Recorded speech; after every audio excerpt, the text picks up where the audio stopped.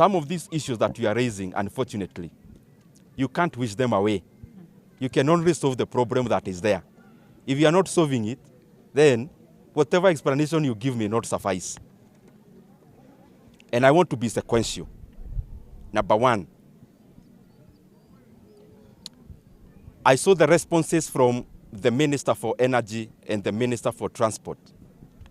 And I also saw the response from the Minister from the National Treasury.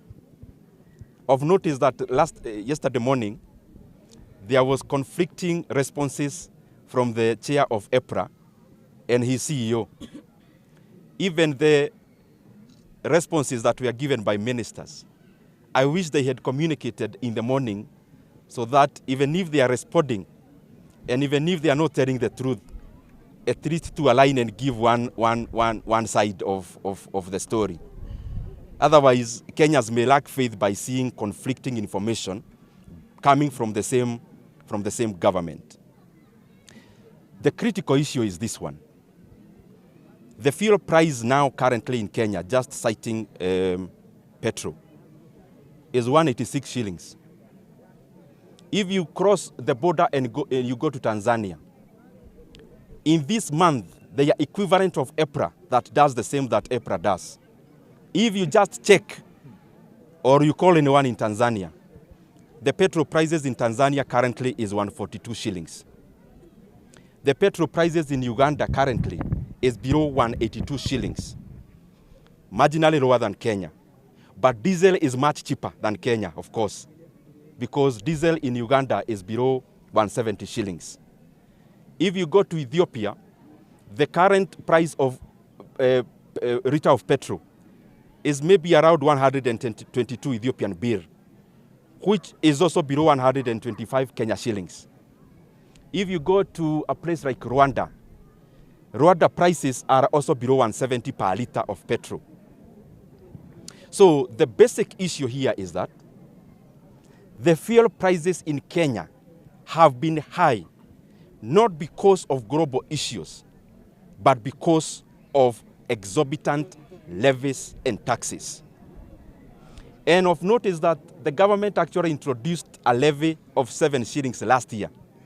And that is why, even when global oil prices went down, Kenya never noted, because that is the period when the government then inserted the 7 shillings as part of the fuel levy. I also, because I read some of the responses, because I was really looking forward to getting the truth. It is good that the Minister for Energy and the Minister for Transport restricted their responses to the issue at hand. But it was very disappointing to see the Minister for the National Treasury trying diversionary tactics. I want to remind my brother that he is no longer the chatterbox he used to be. Now he holds a position with responsibility. And the docket where he holds and which he is the minister or cabinet secretary is an empirical docket. It is not a theoretical docket. His responses always need to be quantitative. You can't give tales on issues about figures because figures are glaring and they are stubborn. Now, the question or the answer that we need from them, one, it is there in the response of the minister or the cabinet secretary for energy that there was actually an introduction of 7 shillings last year. So the question is simple. Where is that money? Now, in their responses, they tried to justify that this money that was borrowed, that was introduced, was actually used as collateral to take debt, to take a loan from our local banks. Now, that loan is to be paid by Kenyans for the next 7 years. For the next 7 years. The question we are asking are simple.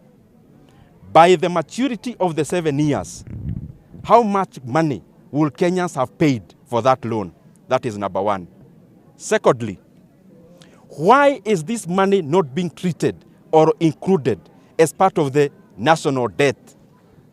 Why the urgency of hiding this loan in a separate book from the book that is known by our leaders and from the book of loans and debt and obligations that is known by Kenyans. What are you hiding? The other thing, is this debt sovereign guaranteed? Is it guaranteed by the sovereign called Kenya? The last thing that I want to bring about, and the reason why I call this a scandal, Kenyans are borrowing now, or are made to borrow, 175 billion Kenya shillings. But after 7 years, Kenyans will be paying an extra 100 billion to the banks on top of the 175 billion. What is the urgency for? And in their responses, I saw they are trying to justify construction of roads. Construction of roads in Kenya is not an invention that has been done yesterday. All the regimes have been building tarmac roads. And no Kenyan has a problem when it comes to development, and especially the building of tarmac roads.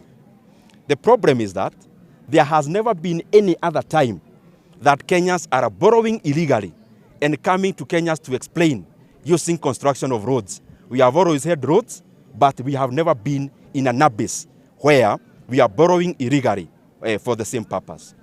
And I want to request, when we hear these issues, we are hearing them because all of us as Kenyans are stakeholders.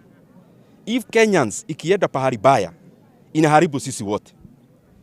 Na ya mwisho, these banks that are a part and parcel of this scandal, I want to ask them, when you are lending this money, 175 billion Kenya shillings, what is coming there as your collateral? In case there is a government policy that abolishes the 7 shillings. Because the 7 shillings is not added through a referendum. It is only through a gazette notice from the minister. If there is a new minister tomorrow and they do the reverse, so what will the banks be holding?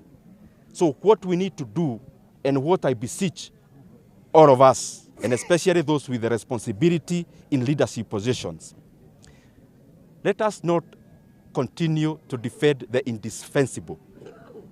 It is glaring. And if it's not glaring, recognize this debt the way it ought to be recognized, because no one will accuse you of borrowing illegally.